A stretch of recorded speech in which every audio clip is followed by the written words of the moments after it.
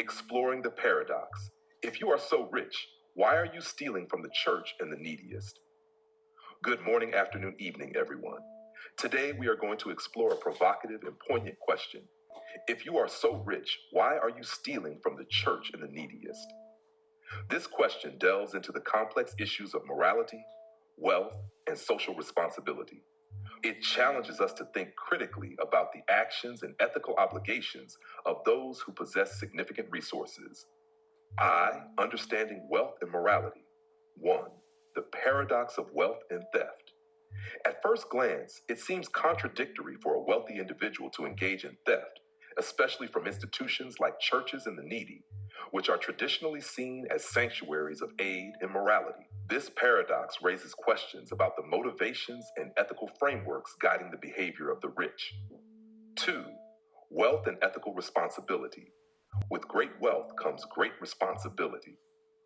The possession of substantial resources should ideally translate into a greater capacity for ethical behavior and philanthropy. When wealthy individuals steal from the less fortunate, it suggests a profound disconnection between their resources and their sense of social and moral duty. To motivations behind theft by the wealthy. 1. Greed and power. One possible explanation is sheer greed, the insatiable desire for more wealth and power, even when one already possesses more than enough. This kind of greed is often driven by a fear of losing status or influence, leading individuals to engage in unethical behavior to maintain or enhance their position. 2. Sense of entitlement. Some wealthy individuals may develop a sense of entitlement, believing that their wealth entitles them to take whatever they want, regardless of the harm it may cause others.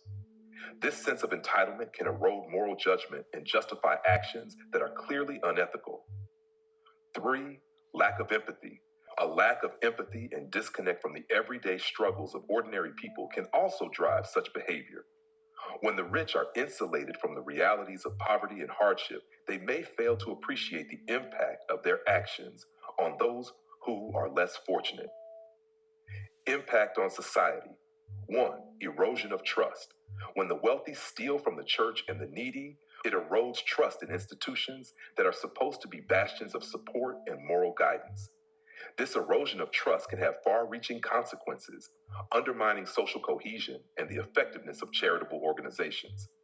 2. Exacerbation of inequality. Such actions exacerbate social and economic inequalities, as resources intended to help the vulnerable are siphoned away by those who least need them.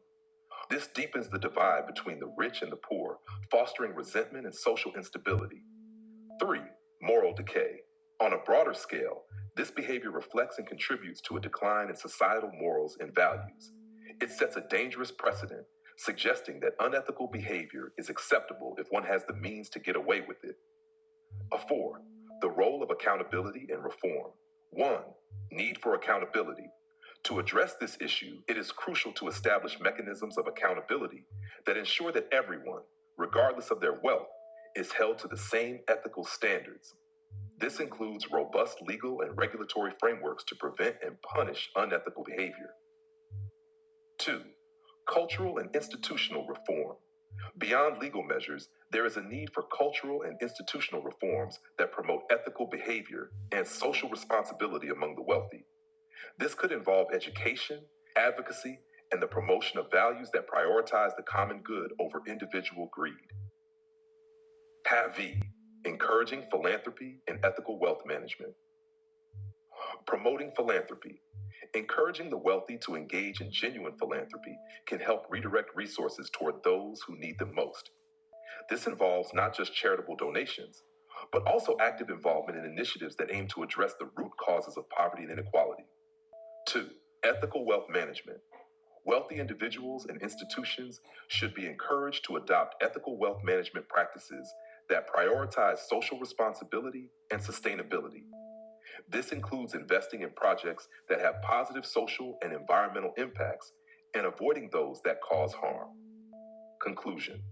In conclusion, the question, if you are so rich, why are you stealing from the church and the neediest, challenges us to reflect on the moral obligations that come with wealth. It highlights the paradox of unethical behavior among the wealthy and underscores the need for accountability, empathy, and social responsibility. By fostering a culture of ethical behavior and philanthropy, we can work towards a society where wealth is used to uplift rather than exploit, ensuring a more just and equitable world for all. Thank you for your attention, and I look forward to our discussion and any questions you may have.